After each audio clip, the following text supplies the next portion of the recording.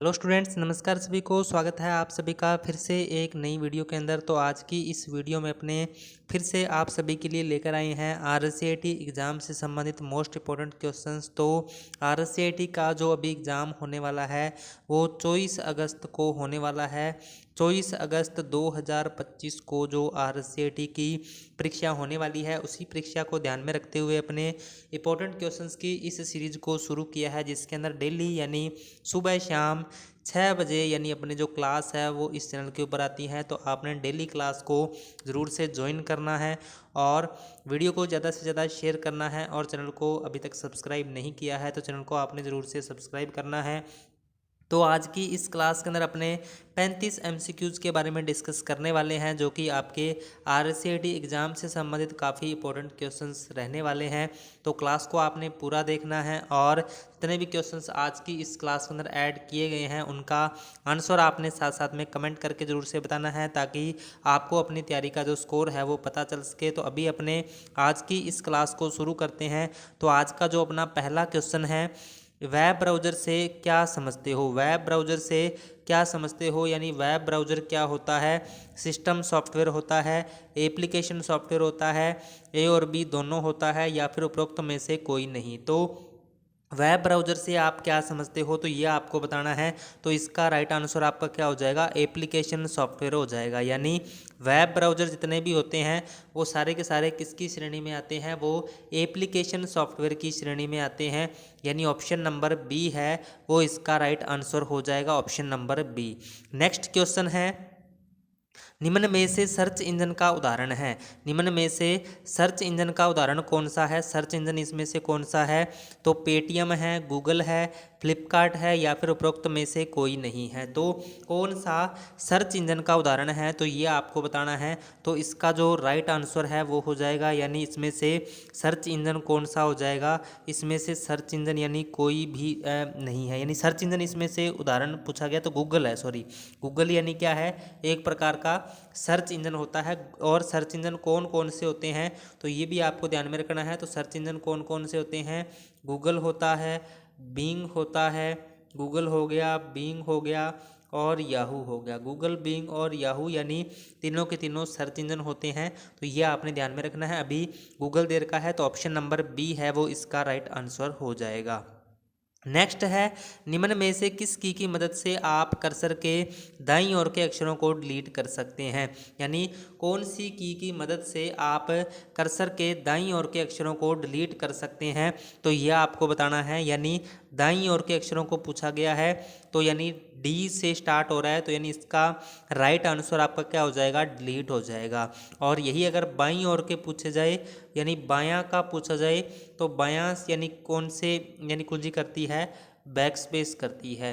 तो ये भी आपने ध्यान में रखना है, क्योंकि कई बार एग्जाम में ये क्वेश्चन भी पूछ लेता है। तो अभी इसका आंसर क्या हो जाएगा, डिलीट हो जाएगा। यानी ऑप्शन नंबर सी है वो इसका राइट आंसर हो जाएगा। नेक्स्ट है, नीचे दिए गए स्क्रीन लॉक में से कौन से स्क्रीन लॉक एंड्रॉयड डिवाइस पर उपलब्ध है। यानी नीचे दिए गए जितने भी स्क्रीन लॉक है वो कौन सी स्क्रीन लॉक जो है वो एंड्रॉयड डिवाइस पर उपलब्ध है, तो पैटर्न है, पिन है, पासवर्ड है, या फिर उपरोक्त सभी है। तो यानी सारे के सारे स्क्रीन लॉक एंड्रॉयड डिवाइस पर उपलब्ध होते हैं। पैटर्न होता है, पिन होता है, पासवर्ड होता है। यानी ऑप्शन नंबर डी है, ऑप्शन नंबर डी वो इसका राइट आंसर हो जाएगा। यानी सारे के सारे स्क्रीन लॉक जो है वो यानी स्क्रीन लॉक एंड्रॉयड डिवाइस पर उपलब्ध होते हैं। तो ऑप्शन नंबर डी है वो इसका राइट आंसर हो जाएगा।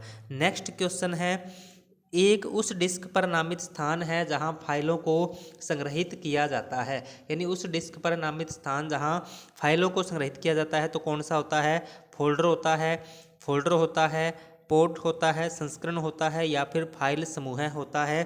तो इसमें से आपको राइट आंसर इसका बताना है। तो इसका जो राइट आंसर है वो हो जाएगा फोल्डर। यानी फोल्डर क्या होता है, डिस्क पर नामित एक स्थान होता है जहां फाइलों को संग्रहित किया जाता है, यानी अपने फाइलों को रखते हैं। तो ऑप्शन नंबर ए इसका राइट आंसर हो जाएगा। नेक्स्ट है, निम्न में से कौन सी मेमोरी अस्थिर प्रकृति की है। निम्न में से कौन सी मेमोरी जो है वो अस्थिर प्रकृति की है, तो ये आपको बताना है। रैम है, रोम है, पी रोम है या फिर ई पी रोम है। तो कौन सी मेमोरी जो है वो अस्थिर प्रकृति की है, तो ये आपको बताना है। तो इसमें से जो इसका राइट आंसर है वो हो जाएगा रैम, यानी random access memory. Random access memory यानी ये तभी तक डेटा को स्टोर रखती है जब तक अपना कंप्यूटर चल रहा है, लैपटॉप चल रहा है, तभी तक डेटा को स्टोर रखती है। उसके बाद इसमें से जो भी डेटा होता है वो डिलीट हो जाता है। तो यानी रैम जो है वो इसका राइट आंसर हो जाएगा option number A. Option number A है वो इसका राइट आंसर हो जाएगा। नेक्स्ट है, निम्न में से कौन सा एप्लीकेशन सॉफ्टवेयर नहीं है? कौन सा एप्लीकेशन सॉफ्टवेयर नहीं है? तो विंडो एक्सपी है, वीएलसी मीडिया प्लेयर है, एडोब रीडर है या फिर फोटोशॉप है। तो कौन सा एप्लीकेशन सॉफ्टवेयर नहीं है, तो ये आपको बताना है। तो इसमें से जो इसका राइट आंसर है वो हो जाएगा विंडो एक्सपी। विंडो एक्सपी जो है वो इसका राइट आंसर हो जाएगा ऑप्शन नंबर ए, यानी इसका राइट आंसर हो जाएगा। नेक्स्ट है, निम्न में से कौन सी मेमोरी प्रति सेकंड कई बार रिफ्रेश होती है? कौन सी मेमोरी प्रति सेकंड कई बार रिफ्रेश होती है, तो ये आपको बताना है। तो कौन सी मेमोरी जो है वो प्रति सेकंड रिफ्रेश होती है? स्टैटिक रैम है, डायनेमिक रैम है, ईपी रोम है या फिर रोम है। तो इसमें से आपको राइट आंसर इसका बताना है। तो यानी जो प्रति सेकंड मेमोरी जो रिफ्रेश होती है वो कौन सी मेमोरी होती है? डायनेमिक रैम होती है, यानी डायनेमिक रैंडम एक्सेस मेमोरी जिसको बोला जाता है। तो ऑप्शन नंबर बी है वो इसका राइट आंसर हो जाएगा। और क्लास में आगे बढ़ने से पहले सभी से रिक्वेस्ट है कि क्लास को एक बार ज़्यादा से ज़्यादा शेयर कर दीजिए। जो भी स्टूडेंट्स क्लास को देख रहा है वो क्लास को एक बार शेयर कर दीजिए। और चैनल पर नए हो तो चैनल को ज़रूर से सब्सक्राइब कर लीजिए, क्योंकि RCET एग्ज़ाम से संबंधित जो आपको कंटेंट है वो इस चैनल के ऊपर रेगुलर से मिलता रहेगा। तो हाँ जी, क्लास को शेयर कर दीजिए। उसके बाद नेक्स्ट क्वेश्चन है अपना, निम्न में से कौन कंप्यूटर से हार्ड कॉपी प्रदान करता है? यानी कौन सा कंप्यूटर से हार्ड कॉपी प्रदान करता है, ये आपको बताना है। तो ईमेल प्रदान करता है, प्रिंटर करता है, फैक्स करता है या फिर सॉफ्टवेयर करता है। तो यानी कौन सा कंप्यूटर से हार्ड कॉपी प्रदान करता है, तो इसका जो राइट आंसर है वो हो जाएगा ऑप्शन नंबर बी, यानी प्रिंटर। प्रिंटर जो है वो अपने कंप्यूटर से हार्ड कॉपी प्रदान करता है। तो ऑप्शन नंबर बी इसका राइट आंसर हो जाएगा, ऑप्शन नंबर बी। नेक्स्ट है, नेटवर्क के प्रकार हैं। नेटवर्क के प्रकार क्या हैं? लोकल एरिया नेटवर्क है, मेट्रोपॉलिटन एरिया नेटवर्क है, वाइड एरिया नेटवर्क है या फिर उपरोक्त सभी है। तो यानी नेटवर्क के प्रकार कौन कौन से हैं, तो ये सभी के सभी यानी नेटवर्क के प्रकार हैं, यानी इसका राइट आंसर क्या हो जाएगा? उपरोक्त सभी हो जाएगा। ऑप्शन नंबर डी है वो इसका राइट आंसर हो जाएगा। नेक्स्ट क्वेश्चन है, निम्नलिखित में से कौन सा कंप्यूटर हार्डवेयर को चलाता है और अन्य सॉफ्टवेयर चलाने के लिए एक मंच के रूप में कार्य करता है? यानी कौन सा कंप्यूटर हार्डवेयर को चलाता है और अन्य सॉफ्टवेयर चलाने के लिए एक मंच के रूप में कार्य करता है? तो ऑपरेटिंग सिस्टम है, अनुप्रयोग सॉफ्टवेयर है, ए और बी है या फिर उपरोक्त में से कोई नहीं है। तो कौन सा कंप्यूटर हार्डवेयर को चलाता है और अन्य सॉफ्टवेयर चलाने के लिए एक मंच के रूप में कार्य करता है? तो ऑप्शन नंबर ए है वो इसका राइट आंसर हो जाएगा, ऑप्शन नंबर ए, यानी ऑपरेटिंग सिस्टम। ऑपरेटिंग सिस्टम जो है वो इसका राइट आंसर हो जाएगा। नेक्स्ट है, सबसे तेज कंप्यूटर कौन सा है? सबसे तेज कंप्यूटर कौन सा है, तो ये आपको बताना है। सबसे तेज कंप्यूटर कौन सा है? लगभग बार ये RCET एग्जाम में क्वेश्चन पूछा जाता है, यानी मोस्ट इंपॉर्टेंट क्वेश्चन ये रहता है। यानी सबसे तेज कंप्यूटर आपको बताना है कौन सा है। तो सबसे तेज कंप्यूटर कौन सा होता है? सुपर कंप्यूटर होता है, यानी ऑप्शन नंबर डी है वो इसका राइट आंसर हो जाएगा, ऑप्शन नंबर डी। यानी सबसे तेज कंप्यूटर अगर पूछा जाए तो सुपर कंप्यूटर होता है। उसके बाद नेक्स्ट है, एक नागरिक ऑनलाइन माध्यम से विश्वविद्यालय के शुल्क का भुगतान कैसे कर सकता है? एक नागरिक ऑनलाइन माध्यम से विश्वविद्यालय के शुल्क का भुगतान कैसे कर सकता है? तो ई मित्र के जरिए कर सकता है, सिंगल साइन ऑन आईडी के जरिए कर सकता है, यूनिवर्सिटी पोर्टल के जरिए कर सकता है या फिर उपरोक्त सभी के जरिए कर सकता है। तो एक नागरिक जो है वो ऑनलाइन माध्यम से विश्वविद्यालय के शुल्क का भुगतान कैसे कर सकता है? तो यानी इसका जो राइट आंसर है आपका वो हो जाएगा उपरोक्त सभी, यानी ऑप्शन नंबर डी है वो इसका राइट आंसर हो जाएगा। यानी आप ई मित्र के जरिए कर सकते हो, सिंगल साइन ऑन आईडी के जरिए भी कर सकते हो और यूनिवर्सिटी पोर्टल के जरिए भी कर सकते हो। तो ऑप्शन नंबर डी इसका राइट आंसर हो जाएगा, ऑप्शन नंबर डी। नेक्स्ट है, भामाशाह कार्ड किस राज्य की प्रमुख पहल है? भामाशाह कार्ड जो है वो किस राज्य की प्रमुख पहल है, तो ये आपको बताना है। तो इसका आंसर जल्दी से जल्दी बता दीजिए, इसका आंसर क्या रहने वाला है। यानी भामाशाह जो है वो यानी किस राज्य की प्रमुख पहल है, तो ये आपको बताना है। तो राजस्थान का है, मध्य प्रदेश का है, उत्तर प्रदेश का है या फिर पंजाब का है। तो इसका आंसर क्या रहेगा आपका? ऑप्शन नंबर ए रहेगा, यानी राजस्थान। राजस्थान की यानी प्रमुख पहल है भामाशाह कार्ड। तो ऑप्शन नंबर ए है वो इसका राइट आंसर हो जाएगा। नेक्स्ट है ईपीडीएस प्रणाली के संदर्भ में बीपीएल का पूरा रूप क्या है? ईपीडीएस प्रणाली के संदर्भ में बीपीएल का पूरा रूप क्या है, तो ये आपको बताना है। बीपीएल की फुल फॉर्म क्या होती है, तो ये आपको बताना है। तो इसका आंसर क्या रहने वाला है, जल्दी से जल्दी कमेंट कर दीजिए। और आज की इस क्लास के अंदर अपने 35 मोस्ट इंपॉर्टेंट क्वेश्चंस के बारे में डिस्कस करने वाले हैं। मोस्ट इंपॉर्टेंट यानी अपने क्वेश्चंस आज की इस क्लास के अंदर डिस्कस करने वाले हैं। तो क्लास काफ़ी इंपॉर्टेंट रहने वाली है, क्लास को आपने पूरा देखना है। तो हाँ जी, बीपीएल का पूरा रूप आपको बताना है। तो बीपीएल की जो फुल फॉर्म होती है वो क्या होती है? बिलो पावर्टी लाइन होती है, यानी ऑप्शन नंबर ए है वो इसका राइट आंसर हो जाएगा, बिलो पावर्टी लाइन। उसके बाद नेक्स्ट क्वेश्चन है अपना, आधार कार्ड संख्या में कितने अंक शामिल होते हैं? आधार कार्ड जो संख्या होती है उसमें कितने अंक शामिल होते हैं, तो ये आपको बताना है। आधार कार्ड में कितने डिजिट्स होते हैं, तो टोटल 12 डिजिट्स होते हैं, यानी 12 अंकों का होता है आधार नंबर। तो ये आपको ध्यान में रखना है, यानी ऑप्शन नंबर ए है वो इसका राइट आंसर हो जाएगा, option number A. Next question है, निम्न में से कौन सा मोबाइल वॉलेट का उदाहरण नहीं है? कौन सा मोबाइल वॉलेट का उदाहरण नहीं है, तो ये आपको बताना है। एसबीआई बड़ी है, भीम है, पेटीएम है या फिर क्रेडिट कार्ड है। तो कौन सा मोबाइल वॉलेट का उदाहरण नहीं है, तो ये आपको बताना है। तो इसका आंसर क्या रहेगा? इसका आंसर रहेगा क्रेडिट कार्ड, यानी ऑप्शन नंबर डी है वो इसका राइट आंसर हो जाएगा, क्रेडिट कार्ड। उसके बाद नेक्स्ट क्वेश्चन है, ओटीपी का पूरा नाम क्या है?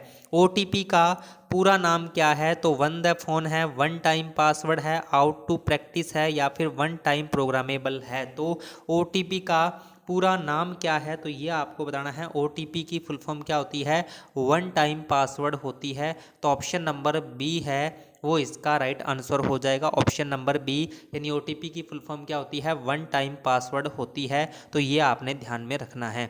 नेक्स्ट है, पासपोर्ट आवेदन के संदर्भ में पीएसके का अर्थ है। पासपोर्ट आवेदन के संदर्भ में पीएसके का यानी अर्थ क्या है, तो ये आपको बताना है। पीएसके का मतलब क्या होता है? सार्वजनिक सहायता केंद्र होता है, लोक सेवा केंद्र होता है, पासपोर्ट सेवा केंद्र होता है या फिर इनमें से कोई नहीं है। तो इसका जो राइट आंसर है वो हो जाएगा पासपोर्ट सेवा केंद्र, यानी ऑप्शन नंबर सी है वो इसका राइट आंसर हो जाएगा, ऑप्शन नंबर सी।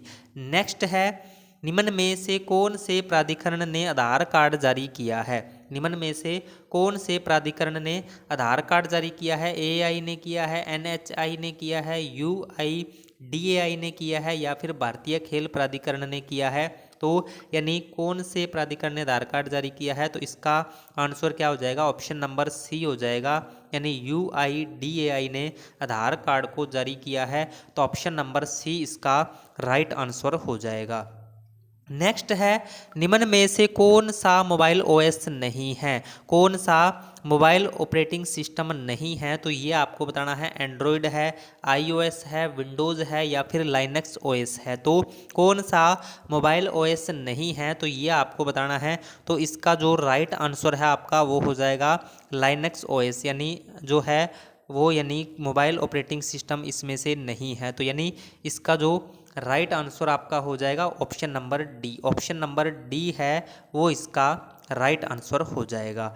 नेक्स्ट है, ऑनलाइन शॉपिंग किस प्रकार का लेन देन है? ऑनलाइन शॉपिंग जो भी अपने करते हैं वो किस प्रकार के लेन देन का उदाहरण है, तो ये आपको बताना है। B2B का है, B2C का है, C2C का है या फिर इनमें से कोई नहीं है। तो ऑनलाइन शॉपिंग किस प्रकार के लेन देन का उदाहरण है, तो इसका जो राइट आंसर है वो हो जाएगा B2C, यानी बिजनेस टू कस्टमर, यानी अपने कोई भी ऑनलाइन खरीदारी करते हैं तो उनका एक बिजनेस होता है और अपने कस्टमर होते हैं, यानी अपने उनसे सामान खरीदते हैं। तो इसका मतलब हो जाएगा बिजनेस टू कस्टमर, यानी ऑप्शन नंबर बी है वो इसका राइट आंसर हो जाएगा। नेक्स्ट है, पीडीएफ का पूरा नाम क्या है? पीडीएफ का पूरा नाम क्या है? तो मुद्रित दस्तावेज प्रारूप है, सार्वजनिक दस्तावेज प्रारूप है, पोर्टेबल दस्तावेज प्रारूप है या फिर प्रकाशित दस्तावेज प्रारूप है। तो पीडीएफ का पूरा नाम क्या है? तो इसमें से जो इसका राइट आंसर है आपका वो हो जाएगा ऑप्शन नंबर सी, यानी पोर्टेबल डॉक्यूमेंट फॉर्मेट या फिर पोर्टेबल दस्तावेज प्रारूप होता है। ऑप्शन नंबर सी है वो इसका राइट आंसर हो जाएगा, option number C. Next question है, इनमें से कौन सा एक ई कॉमर्स वेबसाइट का उदाहरण है? इनमें से कौन सा एक ई कॉमर्स वेबसाइट का उदाहरण है? तो ट्विटर है, फेसबुक है, फ्लिपकार्ट है या फिर टाइम्स ऑफ इंडिया है। तो यानी इसमें से आपको राइट आंसर इसका बताना है कि कौन सा एक ई कॉमर्स वेबसाइट का उदाहरण है। तो ई कॉमर्स वेबसाइट कौन सी होती है? फ्लिपकार्ट होती है। ऑप्शन नंबर सी है वो इसका राइट आंसर हो जाएगा, option number C. Next question है, ईमेल में बीसीसी विकल्प क्या है? ईमेल में बीसीसी विकल्प क्या है? तो बीसीसी की फुल फॉर्म आपको बतानी है। और क्लास में आगे बढ़ने से पहले एक बार फिर से सभी से रिक्वेस्ट है कि क्लास को एक बार ज़्यादा से ज़्यादा शेयर कर दीजिए और लाइक कर दीजिए और सब्सक्राइब जरूर से कर लीजिए चैनल को, क्योंकि अपने 2K का जो टारगेट है वो जल्दी से जल्दी अपने कंप्लीट करवा दीजिए। 2K का जो टारगेट है वो जल्दी से जल्दी कंप्लीट कर दीजिए। उसके बाद अपने रेगुलर इसी प्रकार से आपके लिए जो क्लासेज हैं कंप्यूटर से संबंधित यानी RCET एग्ज़ाम से संबंधित वो हम आपके लिए लेकर आते रहेंगे। तो जल्दी से जल्दी 2K का टारगेट कंप्लीट कर दीजिए। तो अभी इसका आंसर आपको बताना है कि बीसीसी विकल्प क्या है। तो बीसीसी की फुल फॉर्म क्या होती है? ब्लाइंड कार्बन कॉपी होती है, यानी ऑप्शन नंबर ए है वो इसका राइट आंसर हो जाएगा। और बीसीसी विकल्प का यूज क्या होता है या किस लिए अपने इसको यूज करते हैं? तो संदेश को गोपनीय रखने के लिए अपने इसका यूज करते हैं। तो ऑप्शन नंबर ए है वो इसका राइट आंसर हो जाएगा, ऑप्शन नंबर ए। नेक्स्ट है, वीजीए केबल में कितने पिन मिलते हैं? वीजीए केबल में कितने पिन मिलते हैं? 11 मिलते हैं, 14 मिलते हैं, 15 मिलते हैं या फिर 17 मिलते हैं। तो वीजीए केबल में कितने पिन मिलते हैं? टोटल 15 पिन्स होते हैं। तो काफ़ी इंपॉर्टेंट क्वेश्चन है, लगभग बार RCET एग्जाम में पूछा जाता है। और वीजीए केबल यानी कहाँ पर जुड़ी होती है? वीजीए केबल मॉनिटर और CPU के बीच में जुड़ती है। मॉनिटर और अपना जो CPU होता है उसके बीच में इस केबल को जोड़ा जाता है। और इसका कलर लगभग ब्लू कलर की होती है ये। और इसकी फुल फॉर्म की अगर अपने बात करें तो क्या होती है? वीजीए की फुल फॉर्म होती है विजुअल ग्राफिक्स एरे होती है, विजुअल ग्राफिक्स एरे होती है। तो ये आपको ध्यान में रखना है। तो अभी इसका आंसर क्या हो जाएगा? ऑप्शन नंबर सी हो जाएगा। नेक्स्ट है, इनमें से क्या इस्तेमाल कर आप डॉक्यूमेंट के मोड को पोर्ट्रेट से लैंडस्केप में बदल सकते हैं? इनमें से क्या इस्तेमाल कर आप डॉक्यूमेंट के मोड को पोर्ट्रेट से लैंडस्केप में बदल सकते हैं? तो हेडर और फुटर टूल बार है, प्रिंट लेआउट व्यू है, पेज सेटअप डायलॉग बॉक्स है या फिर इनमें से कोई नहीं है। तो इनमें से क्या इस्तेमाल कर आप डॉक्यूमेंट के मोड को पोर्ट्रेट से लैंडस्केप में बदल सकते हैं? तो इसका जो राइट आंसर है वो हो जाएगा पेज सेटअप डायलॉग बॉक्स, यानी ऑप्शन नंबर सी है वो इसका राइट आंसर हो जाएगा, ऑप्शन नंबर सी। नेक्स्ट है, पेस्ट स्पेशल कमांड आपको कॉपी और पेस्ट की सुविधा देता है।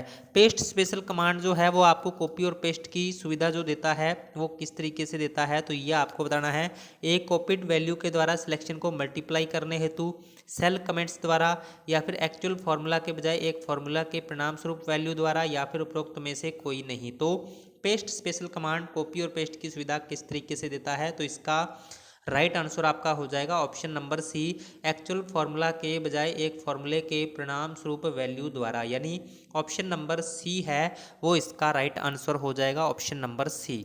नेक्स्ट क्वेश्चन है, एक सूत्र बनाने के लिए निम्न में से आप किसका उपयोग कर सकते हैं? एक सूत्र बनाने के लिए निम्नलिखित में से आप किसका उपयोग कर सकते हैं? सेल वैल्यू, लेकिन सेल संदर्भों का नहीं, सेल संदर्भ का नहीं लेकिन बल्कि सेल वैल्यू का, सेल वैल्यू और सेल संदर्भों में या फिर उपरोक्त में से कोई नहीं। तो इसका जो राइट आंसर है वो हो जाएगा option number D, option number D, यानी उपरोक्त में से कोई नहीं, यानी ऑप्शन नंबर डी है वो इसका राइट आंसर है वो हो जाएगा। नेक्स्ट क्वेश्चन है, एक पावर पॉइंट शो में निम्न में से कौन सा फाइल फॉर्मेट ऐड किया जा सकता है? एक पावर पॉइंट शो में निम्न में से कौन सा फाइल फॉर्मेट जो है वो ऐड किया जा सकता है? .jpg है, .gif है, .wav है या फिर उपरोक्त सभी है? तो इसका राइट आंसर आपका क्या हो जाएगा? ऑप्शन नंबर डी हो जाएगा। ऑप्शन नंबर डी है वो इसका राइट आंसर हो जाएगा। नेक्स्ट है, एक स्लाइड शो में स्लाइड्स चेंज होने पर डिस्प्ले के लिए अप्लाइड इफेक्ट क्या कहलाता है? एक स्लाइड शो में स्लाइड्स चेंज होने पर डिस्प्ले के लिए अप्लाइड इफेक्ट क्या कहलाता है? तो ये आपको बताना है। इसका आंसर जल्दी से जल्दी कमेंट करके बता दीजिए क्या रहने वाला है। तो इसमें पहला ऑप्शन स्लाइड एनिमेशन है, दूसरा ऑप्शन अपने कस्टम एनिमेशन है, कस्टम ट्रांजिशन है या फिर स्लाइड ट्रांजिशन है। तो इसमें से आपको राइट आंसर इसका बताना है। तो इसका राइट आंसर क्या हो जाएगा? स्लाइड ट्रांजिशन हो जाएगा। यानी ऑप्शन नंबर डी है वो इसका राइट आंसर हो जाएगा, स्लाइड ट्रांजिशन। उसके बाद नेक्स्ट है, प्रेजेंटेशन में विद्यमान सभी स्लाइड का एक जैसा प्रदर्शन चाहने के लिए आप निम्न में से क्या उपयोग करेंगे?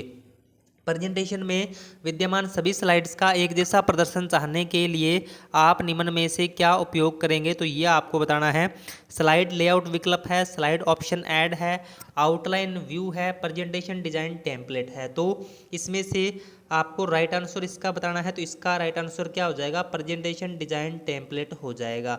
यानी ऑप्शन नंबर डी है वो इसका राइट आंसर हो जाएगा, ऑप्शन नंबर डी।